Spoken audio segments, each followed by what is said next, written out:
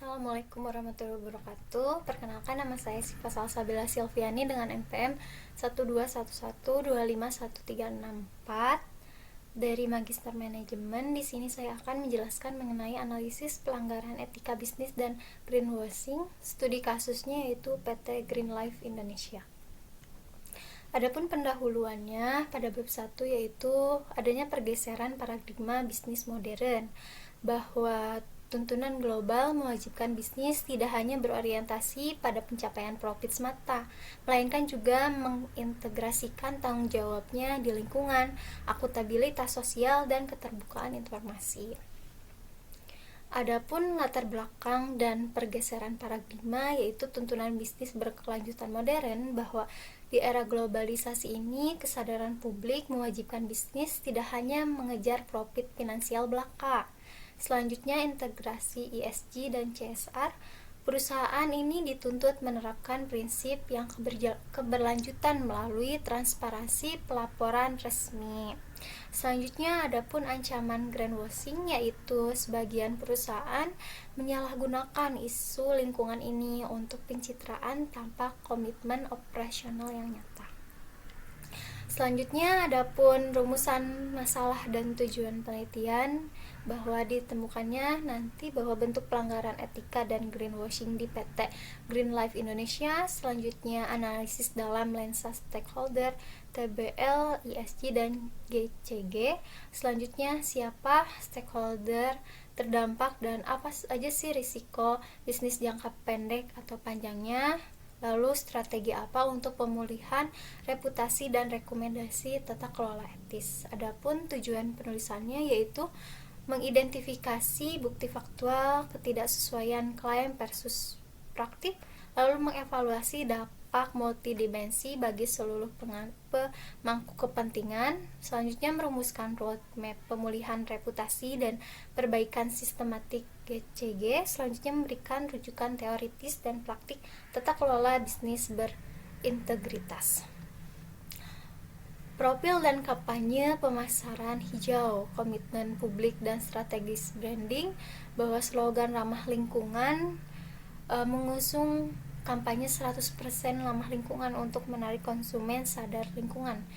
Lalu selanjutnya, program CSR penghijauan, bahwa rutin mempublikasikan aktivitas CSR dan promosi kemasan botol berdaur ulang.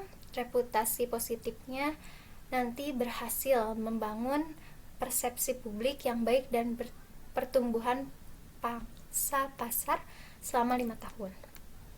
Tetapi adapun realita operasional lapangan, bahwa kesenjangan klaim versus fakta, investigasi media membongkar fakta mengejutkan bahwa lebih dari 80% limbah plastik tidak pernah didaur ulang, melainkan menumpuk di TPA. Perusahaan tetap bekerja sama dengan pemasok yang membuang limbah beracun ke sungai, serta memanipulasi laporan keberlanjutan yang secara sengaja menyembunyikan data pencemaran.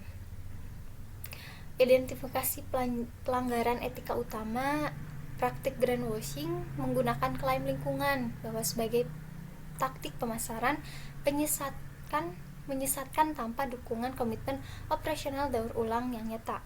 Selanjutnya, memanipulasi informasi, menyusun sustainability report yang tidak transparan dengan hanya menyajikan pencapaian CSR dan menyembunyikan data limbah.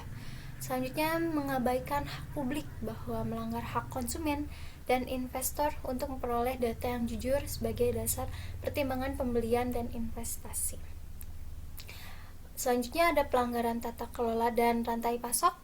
Rantai pasok tercemar, kegagalan pengawasan GCG, lalu krisis integritas total. Selanjutnya, dari stakeholder teori, bahwa kerangka teori Freeman tahun 1984 menyebutkan bahwa perusahaan itu wajib menciptakan nilai seimbang bagi seluruh pemangku kepentingan seperti konsumen, masyarakat, investor, karyawan, dan lingkungan, bukan hanya memaksimalkan keuntungan finansial pemegang saham. Realita kasusnya yaitu mengeksploitasi kepercayaan konsumen dan mengorbankan lingkungan demi keuntungan jangka pendek. Realitanya, PT Green Life Indonesia Perusahaan mengeksploitasi kepercayaan konsumen dan investor demi keuntungan jangka pendek, serta mengorbankan kelestarian lingkungan dan kesehatan masyarakat sekitar sungai. Adapun analisis triple bottom line, yaitu people, masyarakat, planet lingkungan, dan profit ekonomi, bahwa people, masyarakat, konsumen merasa tertipu oleh informasi palsu bahwa masyarakat sekitar menerima risiko pencemaran air akibat pembuangan limbah sungai oleh vendor. Selanjutnya, planet lingkungan, kerusakan ekosistem parah akibat penumpukan lebih dari 80% sampah plastik itu tidak didaur ulang dan membuat zat berbahaya di perairan umum. Selanjutnya, profit ekonomi, keuntungan semu jangka pendek hancur seketika akibat aksi boikot masif, kejatuhan nilai saham, dan biaya investigasi hukum regulator. Adapun kerangka ESG dan governance, yaitu yang pertama, pengelolaan limbah gagal, lalu penyalahgunaan klaim daur ulang, dan pengabaian dampak pencemaran perairan. Sosialnya pasti merusak hubungan antara dengan konsumen, menghilangkan lisensi sosial bisnis, dan merugikan komunitas lokal. Selanjutnya, sustainability report manipulatif, ketidaktampakan pengawasan deteksi, dan krisis transparansi.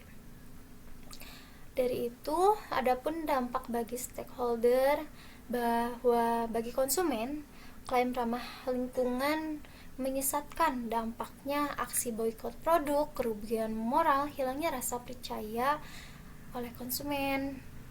Lalu investor dan pemegang saham, pelanggaran etikanya, pelaporan indikator ESG manipulatif.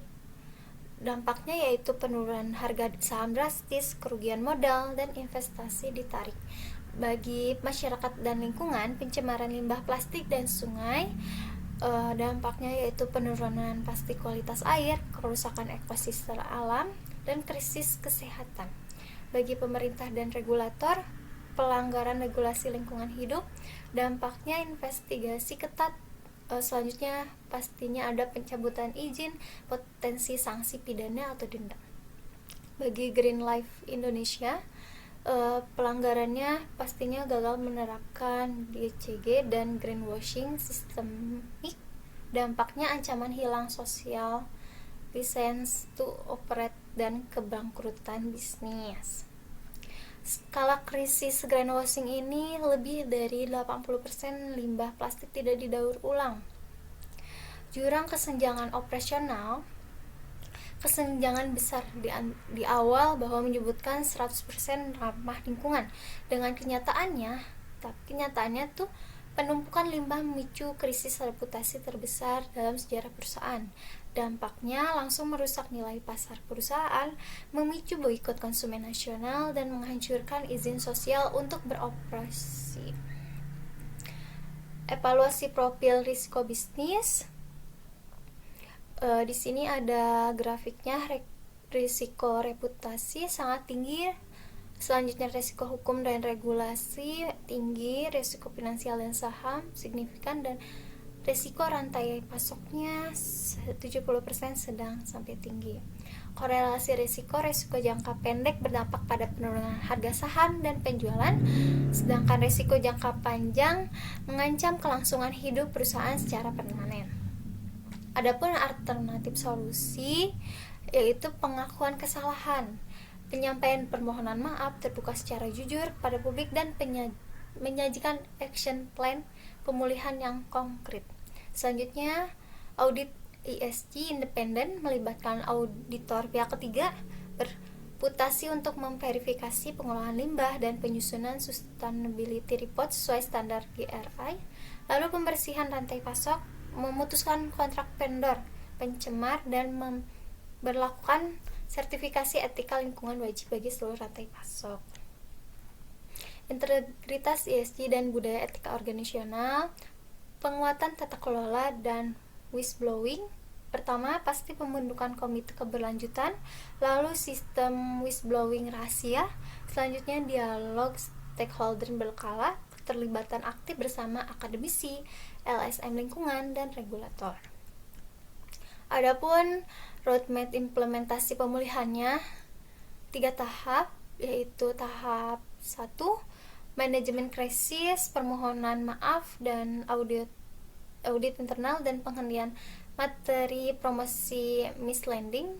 Terus tahap kedua 6-12 bulan, audit ESG independen, evaluasi total vendor, rantai pasok, dan perbaikan sistem daur ulang.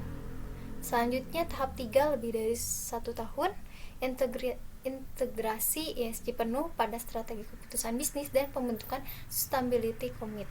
Dan terakhir pastinya monitoring KPI, evaluasi keberlanjutan, tingkat daur ulang limbah, skor ESG, dan pemulihan indeks kepercayaan publik.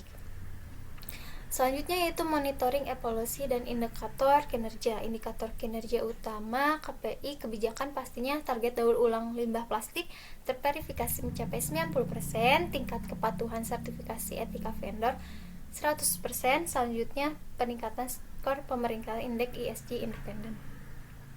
Adapun mekanisme evaluasi keberlanjutan, pelapor transparansi triwulan kepada jajaran komisaris, lalu publikasi laporan kemajuan perbaikan di kanal publikasi terverifikasi, lalu penyesuaian cepat action plan jika ditemukan kendala lapangan. Adapun kesimpulan utama dan pelajaran etika bisnis bahwa greenwashing adalah kegagalan sistematik praktik manipulasi klaim lingkungan terbukti menghancurkan kepercayaan publik dan reputasi yang dibangun bertahun-tahun. Selanjutnya, etika bisnis bukan alat pemasaran. Transparansi ESG dan akuntabilitas good corporate governance adalah syarat mutlak keberlangsungan bisnis, bukan sekedar komoditas iklan.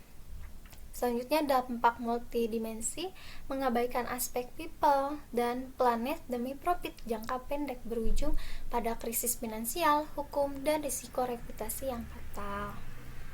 Sekian dari saya, terima kasih. Wassalamualaikum warahmatullahi wabarakatuh.